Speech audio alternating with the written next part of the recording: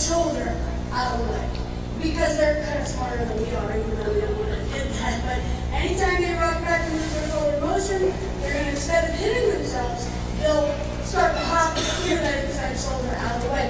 So you're losing your forward motion, you need to check on that, and you need to check on you're being supple and soft and flying those. You need one of your tools, you're missing some of your foundation. You just need to work. A lot of bending and walking, good wintertime stuff. Bending and walking and suppling and taking his space. Maybe put a ring stack for him and a running martingale. You know, a nice loose running martingale so that when you take it, kind of brings his head down. Not trap it, you don't want to trap it. You just want to guide it down and flat. See, when this horse walks, I better start going to the right and go left. When this horse walks a circle, see how he's willing? His head's down. It's not very, it's comfortable.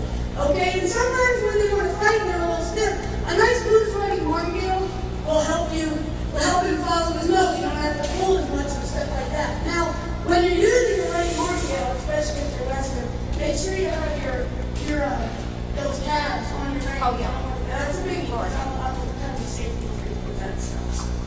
Okay, that'll help you a little bit. Anyway, all right. Any other questions? Okay, now we're going to get into the fun part, running and stopping. In order for a horse to run and stop, they've got to be straight, and they've got to be willing to allow you to be on speed control. So what we do is, we start by what we call fencing our horse. And it looks dangerous. Some people think it is, and some people think it isn't. I guess if you're not careful, it can be. What we do is, we teach our horses to run straight, and we go from fence to fence, or wall to wall. Karen's going to start with this. Actually, they're both going to do it at the same time. We're going to do two hands, and you're going to stand at one side of the arena, down here, Karen, where Ellen is. And what they're going to do is they're going to go back and forth nice and easy, and they're going to work on their horses being straight, and their horses waiting on them. Now, back to the question that you had, what do you do if your horse falls in on a circle? It's the same thing. If you're running your horse down a straight line to fence him or to teach him to stop, and he's running and he veers one way or another, you do the exact same thing. Let's say I'm running down there and I want this horse to be nice and straight, and he leans to the right, hold the ground, put the right rein on his neck, crank him around, and go right back where he came from. Understand? Everything's got to stay straight.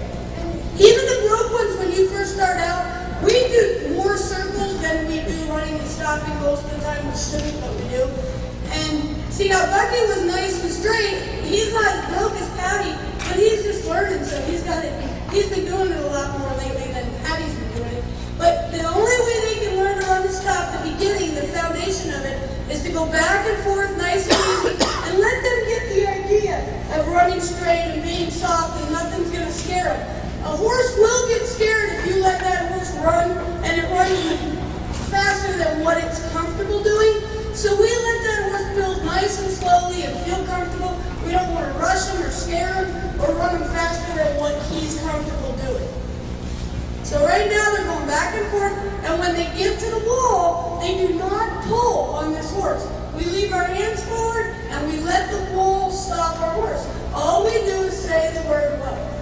And believe me, they will cook them up.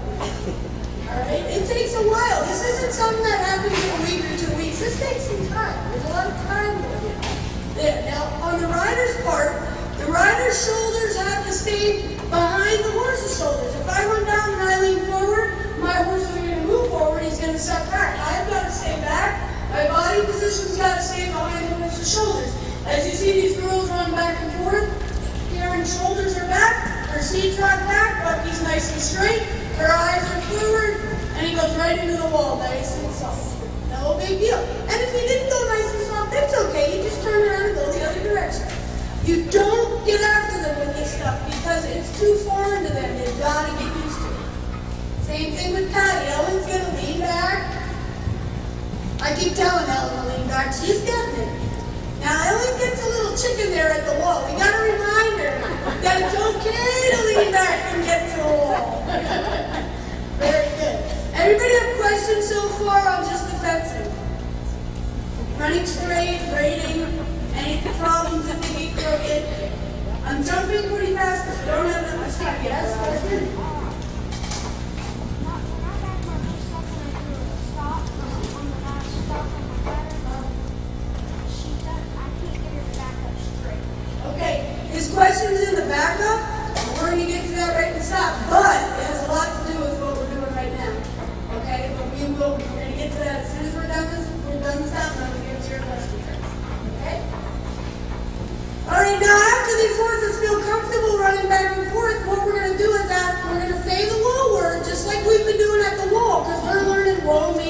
their butt down.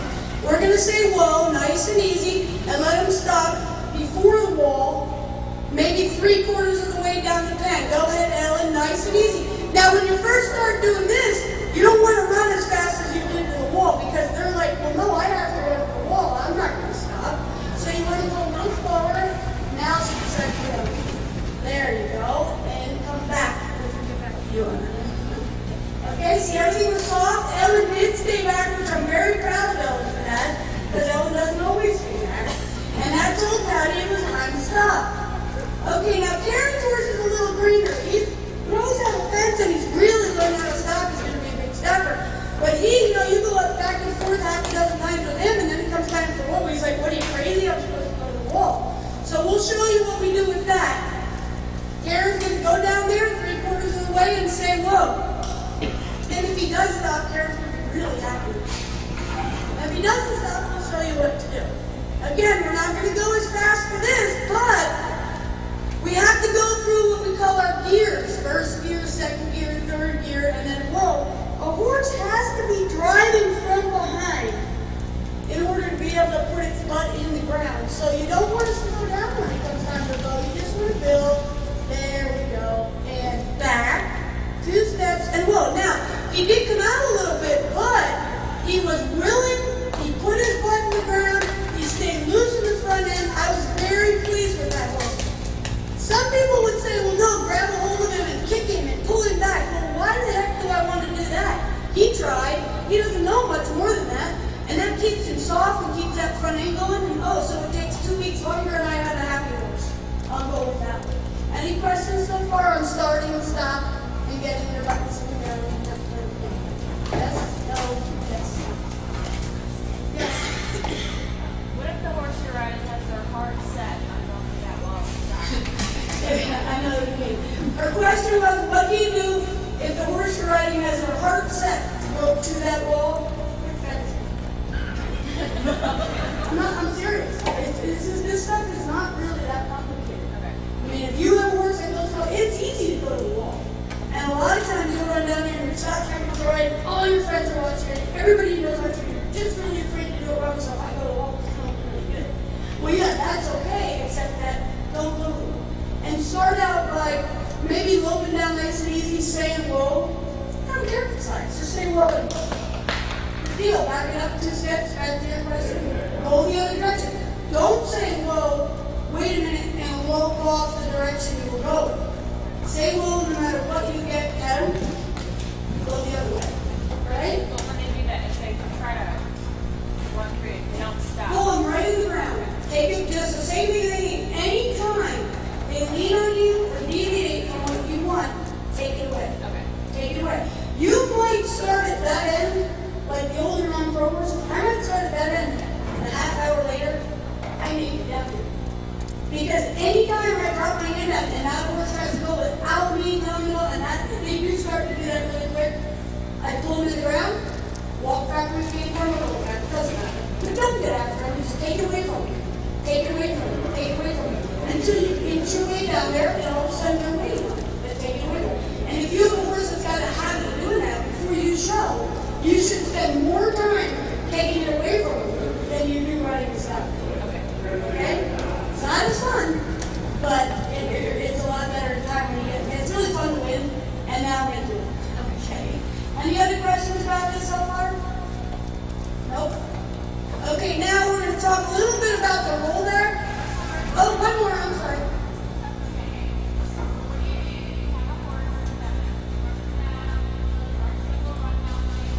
Yep.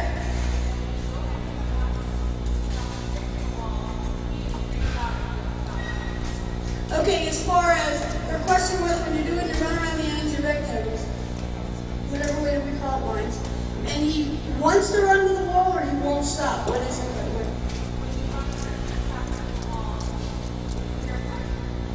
When you want to fence it. Okay, so you want to teach your horse to fence. Yeah? Okay. He ducks and dives. Okay, all right. Well, that would be just what a 2 or 3-year-old would do. Is he an older horse? Yeah, that's okay. Okay. What you want to do, her question is, What do you do when you're fencing your horse or teaching him to fence? And when he gets to the wall, he's petrified and ducks and dives. That's what the babies do. Take your hands, make your hands wide. Again, don't get after it. Stay back. Keep your shoulders behind your shoulders. Open up so you've got a point going and make that apparent. Come down there and run for his friend and act when we know when he was wanting to stop and he duck and dive. Keep your hands wide and make that horse go. And I don't care if you break each walk. Remember, it doesn't matter how far you have to break this down so that you understand it. He could start out open and all of a sudden he's stuck in that and then he falls off the wall. Then when he gets there, guess what? And then back up to your steps and then do it again. Keep your hands wide. And that way when you get wide and you have to stay back, if he ducks your dive this way, you're there to direct him. And it's just be up to go out the door. And if you have any chance that you can be, so your hands are wide, and you went over to the left, no big deal, and she back in, you have more space. If you have anywhere you can be in an arena, where there's a corner, you know, like the inside arena, it's really good, you can go on the diagonal, and that wall kind of comes in.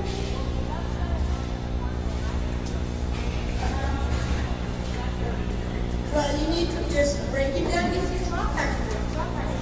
Get to that wall, stand there, because actually that wall is going to become his friend. And if it's easier to stand there and pet him, or keep running up and down the center of the and you have to work on it every single day, 5 days a week. Understand? And just talk back to it. Talk back to it. Over and over and over. Okay? Any other questions?